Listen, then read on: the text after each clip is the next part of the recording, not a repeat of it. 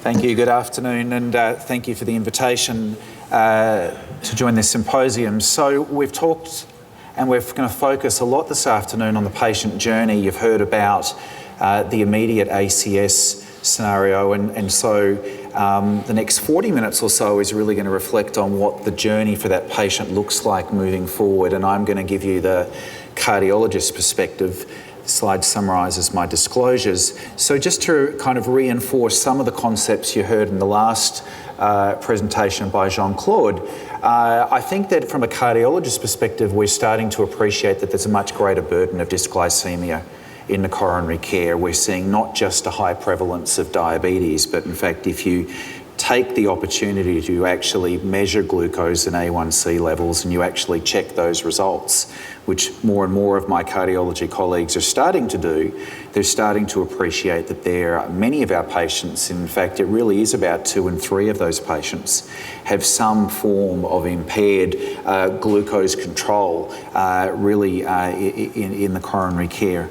We also appreciate that these patients are at a higher risk of having adverse cardiovascular outcomes. They're more likely to die, they're more likely to develop heart failure, they're more likely to develop renal failure.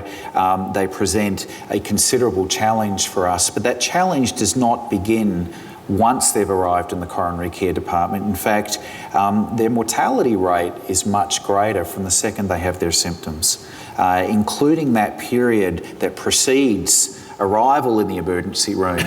Individuals with diabetes are at a much greater risk of dying in the next 12 months in the course of developing symptoms of myocardial infarction. This data is somewhat older now, but it really is important in setting the tone for the high burden of risk that occurs in these patients and the great opportunity that we have with a number of interventional approaches, both from a cath lab perspective, but more importantly from the use of systemic therapies targeting metabolic risk factors in these individuals. So by the time we look to send somebody home, what have we already done? In general, we've commenced dual antiplatelet therapy. We've adopted an early invasive strategy with revascularization targeted primarily to the culprit lesion. And I think the last conversation about surgical approaches for multi-vessel disease, particularly in a non-STEMI situation, continues to be an important therapeutic approach that we consider in our patients with diabetes. We've initiated statin therapy, and in fact, we've become increasingly aggressive with regards to how intensive that statin therapy is. In general, we've treated patients with beta blocker. We started an ACE inhibitor or an ARB. Hopefully, we've asked a cardiac rehabilitation nurse to be involved and to follow up with that patient. And in general, and I think in most major academic centres, most cardiologists have tried to engage with their diabetes colleagues to be involved. I think if they check glucose and A1C, they actually appreciate that there is an abnormality there. And we have increasing education efforts to convince and educate our cardiology colleagues of that. Then many of us do exactly what Jean-Claude suggested is standard of care in Montreal, which is to ask our diabetes colleagues to be involved fairly quickly. So as we think of the atherosclerotic disease process moving forward, and really that underlying the adverse cardiovascular outcomes that we see in these patients kind of moving forward, what do we know and what do we think we know? And what are we perhaps less sure of what we know in terms of what helps in terms of trying to reduce cardiovascular morbidity and mortality in our patients? So the first area is there a benefit of an intensive versus a more standard approach to intensive blood glucose lowering? And I think in general the cardiology community remains completely uncertain with regards to the answer to this question.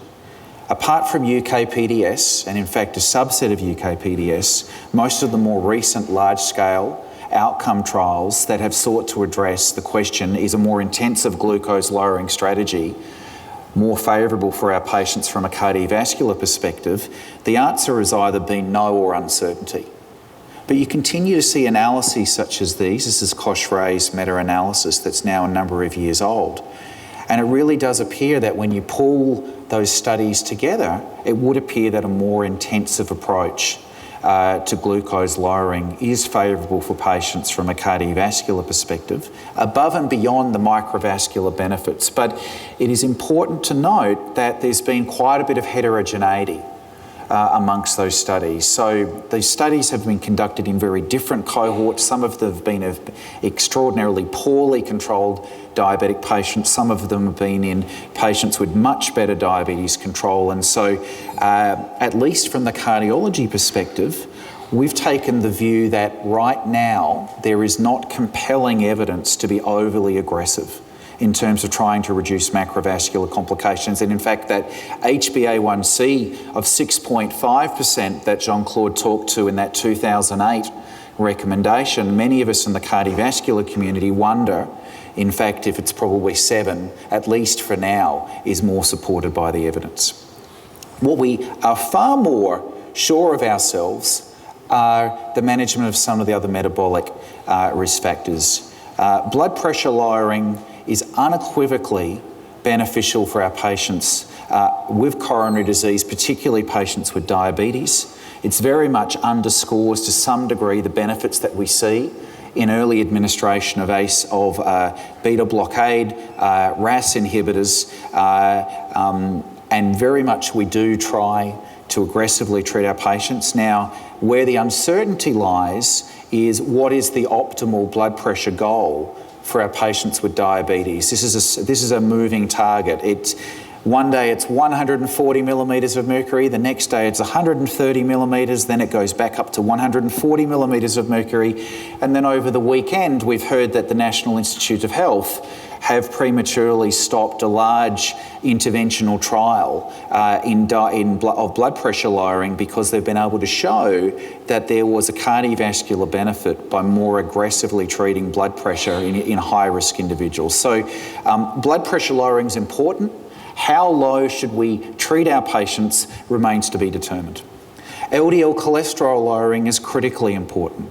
We now see large meta-analyses of all the statin trials show unequivocally that lowering LDL cholesterol in diabetic patients is associated with cardiovascular benefit. This confirms every single subgroup analysis that was performed in each of the placebo-controlled statin trials and confirms studies that were performed exclusively in individuals with diabetes. Treating with a statin becomes the cornerstone for our management of reducing cardiovascular risk in these patients.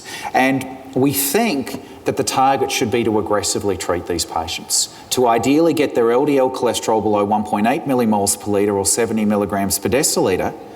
But there is a reality that even when we do that, not every patient is going to be protected from having an event. Not every patient is going to demonstrate regression of atherosclerosis. In fact, this is our own experience using intravascular ultrasound, where we typically see if you can aggressively lower LDL cholesterol that you will regress plaque.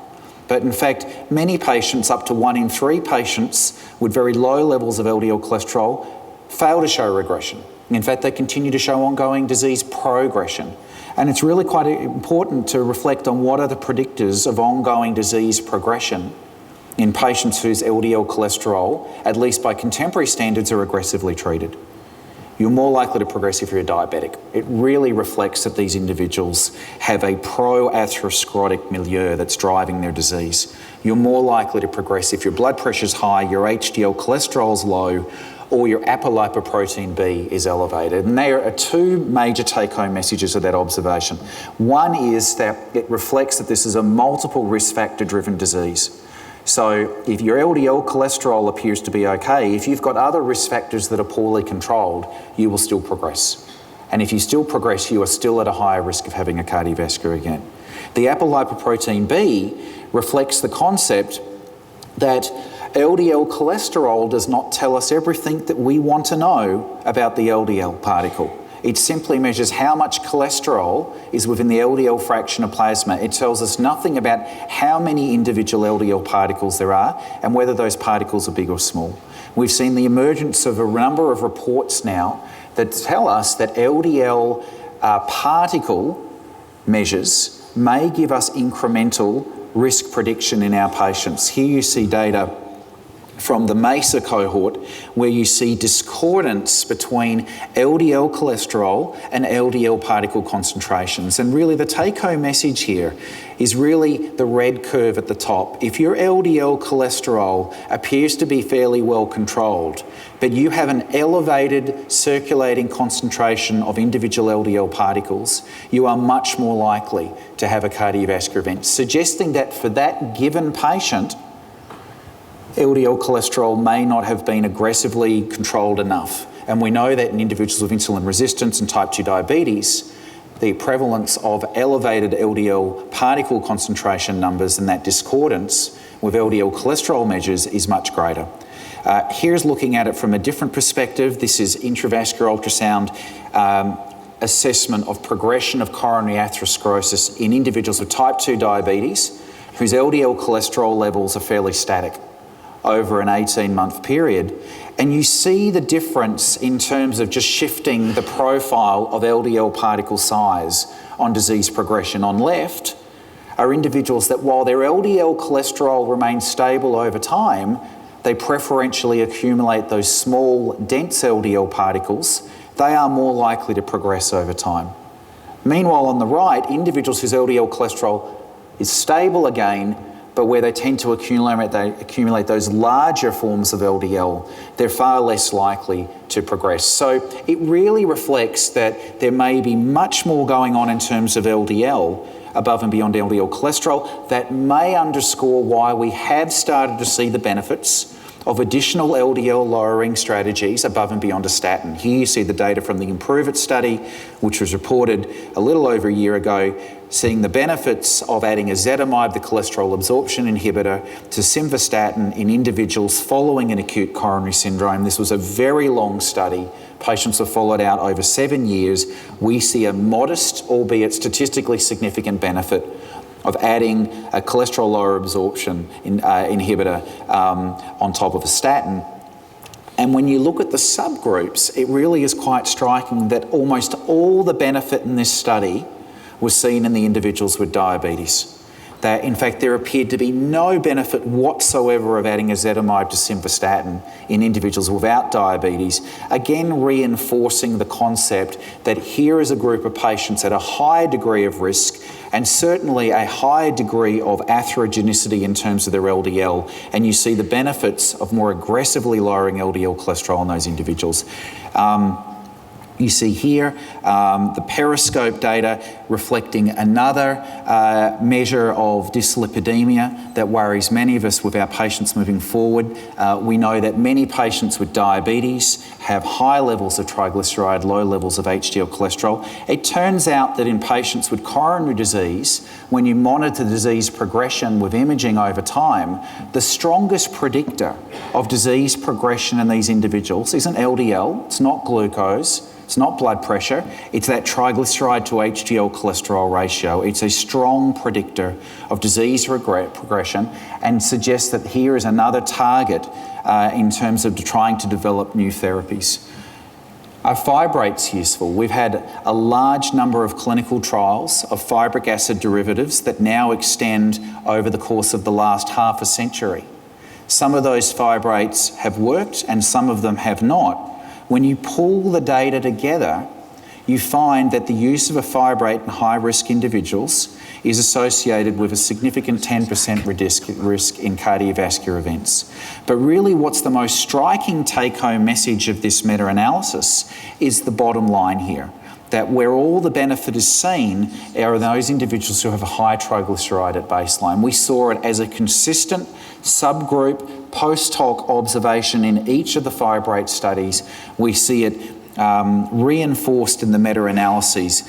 It's that individual with high triglyceride levels, likely insulin resistance, who's much more likely to benefit from treatment with a fibrate on top of a statin. That continues to reinforce the clinical scenario in which most cardiologists will initiate these agents. We see the benefits above and beyond targeting PPAR alpha to potential cardiovascular benefits of PPAR gamma agonists. Now, I think it is important to note that I think we've learned a lot over the course of the last 10 years. These agents, as individual agents, are quite different in terms of their effects on metabolic parameters, potentially in terms of cardiovascular effects. The best data that we've seen in terms of a potential cardioprotective benefit of PPAR gamma use in high-risk patients with cardiovascular disease comes from subgroup and post-hoc analyses of the PROACTIVE study, in which we saw a potential benefit for pioglitazone in terms of less cardiovascular events, not in the whole cohort, but most importantly in the individuals that had a history of myocardial infarction. So again, suggesting some potential benefit. I think most cardiologists have continued to be reluctant to use these agents given a lot of the bad press initially in terms of rosiglitazone, but then subsequent reports of other adverse events with pioglitazone, I think in general has caused the cardiology community to kind of take a step back and wait to see how that is resolved. Can we directly target HDL? And that remains a big question mark. We have a number of imaging trials that have suggested that if you simply infuse HDL in a delipidated form on a weekly basis for 4 to 6 weeks to individuals with an acute coronary syndrome, that you can rapidly regress coronary atherosclerosis over the course of the first few months. Not one of these approaches, however, have actually moved forward to a large outcome trial. So the pictures look better, but whether the patients do better, we don't know. There continues to be a lot of interest in the idea that substantially raising HDL cholesterol with a CETP inhibitor may be favourable for patients. Now, there's been, again, baggage in this space, particularly with the adverse effects of torcetrapib, but there continues to be hope that the more potent CETP inhibitors may be favourable, and we wait for the outcome results of those studies. However, and often that dark clouds often may have a silver lining. One potentially positive take-home result from the torcetrapib experience appeared to be that if you were diabetic and you were treated with torcetrapib, that your diabetes control improved throughout the course of the study. Now, we have absolutely no idea why CETP inhibitors specifically should improve diabetes control from a mechanistic perspective, but this is being actively looked at in the subsequent CETP inhibitor outcome trials to see if we can confirm that with other agents. Can we target triglycerides specifically in terms of using larger doses of omega-3 fatty acids? The cardiology community had very positive omega-3 fatty acid data if you went back to the early 1990s, much of it coming from Italy. Subsequent omega-3 fatty acid data has been confusing and largely disappointing. Many of us think that we haven't treated the right patients, we haven't used the right dose. Here you see compelling evidence from Japan of the JELIS study, more than 18,000 patients. Interestingly, from a clinical trial perspective, mainly women, who were randomised to statin alone or statin plus nearly 2 grams a day of EPA. And you see that despite relatively small reductions in triglyceride in that cohort, that actually translated to a 19% reduction in cardiovascular events, suggesting that use of high doses of omega-3 fatty acids may reduce cardiovascular events in higher-risk individuals. That has been the impetus for us to launch a new outcome trial called STRENGTH. We've been enrolling this over the course of this year. We intend to enrol 13,000 patients who are at high risk for vascular disease. You see there they either have atherosclerotic cardiovascular disease, they're a diabetic with at least one other risk factor, or they're a high-risk primary prevention population. But in addition, they have to have a high TG and a low HDL level. And why we initiated that was because we took the take-home messages from the fibrate analyses and thought it has to be about enrolling patients with the right metabolic form of modifiable risk. And if we enrol those patients and then randomise them to treatment with either 4 grams a day of EPA and DHA or placebo, what will be the impact on cardiovascular outcomes? This is the study that needed to happen.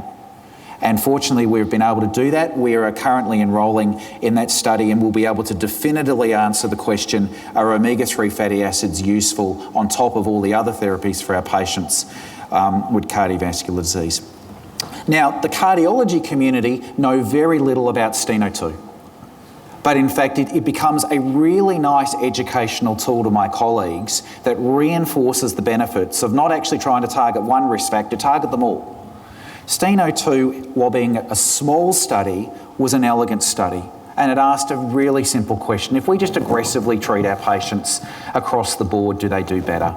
And it's a wonderful example where sometimes you don't need to enrol 20,000 patients in a trial to show that a strategy works. You have to enrol the right patients, you have to do the right trial. Now, these patients were followed for a long period of time, but the curves really start to separate after about a year. And it's a very elegant example of trying to control all of the risk factors as opposed to one, very much reflecting the multifactorial approach that our patients with diabetes require.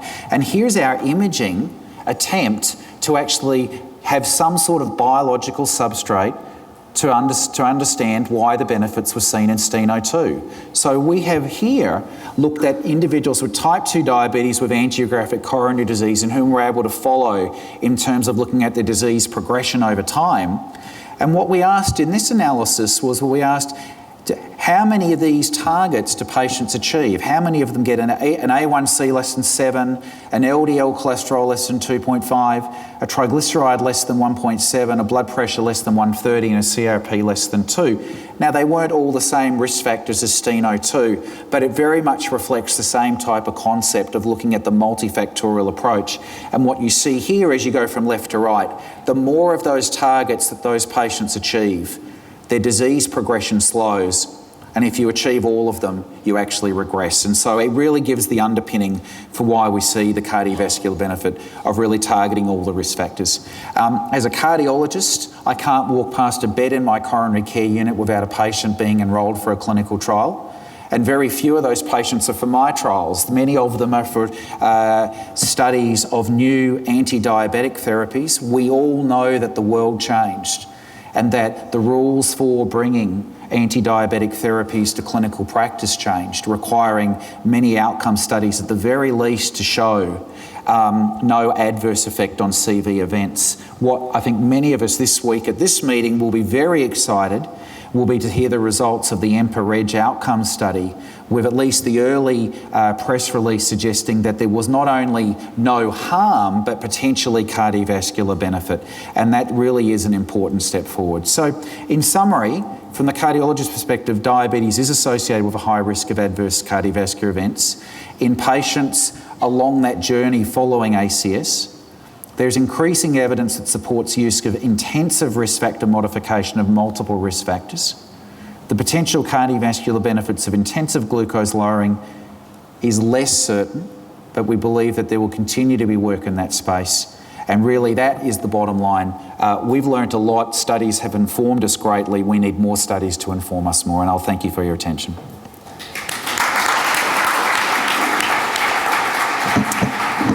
Quick questions for Dr. Nichols. Maybe to complement what you said, Stephen, it's important to remember that in trials of antihypertensive agents or anti-angina drugs have uniformly shown that the benefit in patients with diabetes is at least as good as the benefit in non-diabetic patients. So this is a positive note. And the other positive note is the data, the analysis that was recently published in the New England Journal of Medicine, showing the secular trend of incidence of complications in patients with diabetes going down by as much as 50% when it, in terms of myocardial infarction and microvascular disease, with one exception, stroke. So, a quick comment on stroke. Why is stroke put together with myocardial infarction when the pattern of risk factors is different, secular trend is different, treatment may impact differentially on MI and stroke? So I think we've asked that question not only in the diabetes space, but also in the lipid lowering space as well, where the epidemiology is markedly different between the coronary and cerebral vasculature in terms of the relationship with adverse events.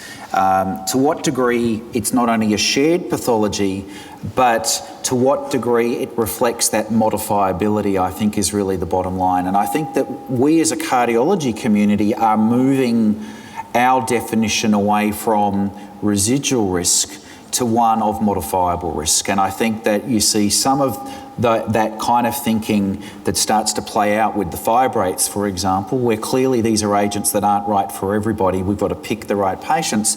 And I think for stroke, I think that's a really important observation. Stroke is not one pathology. Jean-Claude nicely illustrated that, in fact, in general, diabetes is associated with a higher risk of hemorrhagic stroke, reflecting that there is a greater risk of a number of those different pathology events driving them. But to what degree improvements in those metabolic parameters then translate to less events very well may reflect the fact that what's driving stroke may very much reflect a different kind of element in terms of the modifiability of the risk. And I think that's where we're going. So ultimately where we want to go is to be able to individualise the approach to patients. We do a lot of things to our patients, but we do them to everybody. Because right now we don't have the right tools to help us individualise therapy A for patient B. And that's got to be the next step.